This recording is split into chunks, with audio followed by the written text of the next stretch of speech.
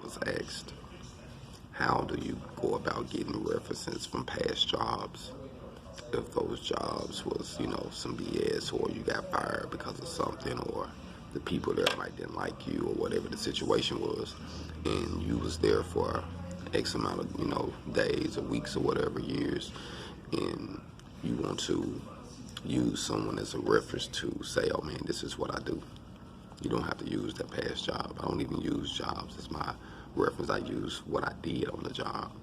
And I created an independent company so that way I could be able to use my own company as my reference. The stuff that I do, I reference myself. And I keep a portfolio of everything I done. Because a lot of these jobs that you be on, we all know that you're going to face assholes. You're going to face people that want you to do things that they wouldn't do. So I learned to reference myself.